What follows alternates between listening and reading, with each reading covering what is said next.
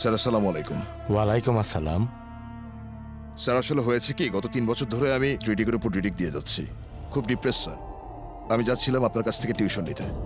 লেখাপড়া করানো বিধায় তো তোমাকে বারবার রিটেক দিতে হচ্ছে। তুমি যে প্রস্তাব দিয়েছো ভালো, কিন্তু তুমি ঠিকমতো পড়তে আসবে তো?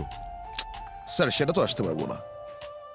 আপনার ক্লাসে আপনার যে সাবজেক্টে আমি পড়াশোনা করি সেই সাবজেক্টে আপনি আমাকে পাশ করে দিন, আর মাসে মাসে আপনার অ্যাকাউন্টে টাকা চলে যাবে।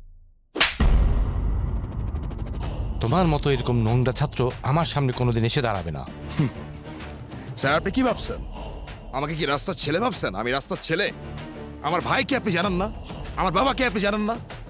আমরা ছেলে কি করতে পারি, আমাদের ক্ষমতা সম্পর্কে আপনার কোনো আইডিয়া নাই? যদি আইডিয়া না থাকে তাহলে এটা শুনে নেন, আপনাকে আমি আমার সিটে বসে আমার পরীক্ষা দেওয়া হইতে পারি, সে ক্ষমতা আমার আছে।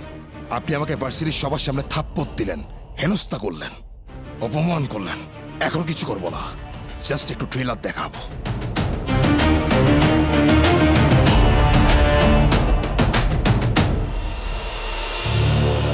কিরে, কে তুই? এত বড় সাহস আমার হাত ধরছস? হাত ছাড় আমার। আমি যদি চাই তোর হাত কাইটে এখানে ফালা দিতে পারি।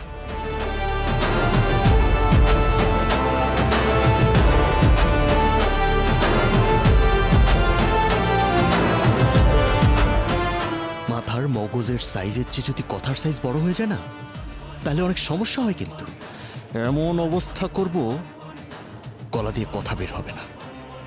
এই কি করছিলি তুই? হ্যাঁ, কি করছিলি? একজন শিক্ষক, যিনি এই সমাজের মেরুদণ্ড, মানুষ গড়ার কারিগর, সেই পিতৃতুল্য শিক্ষকের গায়ে তুই হাত তুলতে গিয়েছিলি?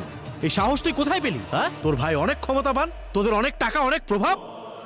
মনে রাখিস, টাকার জোরের চেয়ে কলমের কালির জোর অনেক বেশি।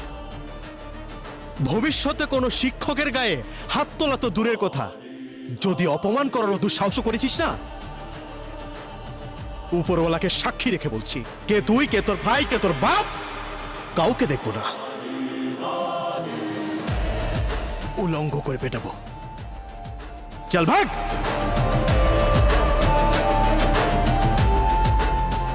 ধন্যবাদ তোমাকে।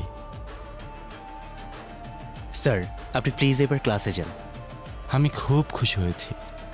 তোমার মতো দু একজন ছাত্র মানুষ করতে পেরেছি, এতেই অত্যন্ত খুশি। তোমাদের মতো ছাত্র যদি বাংলাদেশে থাকে তাহলে বাংলাদেশ এগিয়ে যাবে। আজকে তোমার জন্য পুরো শিক্ষক সমাজ তার সম্মান ফিরে পেয়েছে। এর চেয়ে আর বড় কিছু নেই। তোমাকে অনেক ধন্যবাদ জানাচ্ছি। স্যার, আমাকে ধন্যবাদ দিয়ে লজ্জা দেবেন না।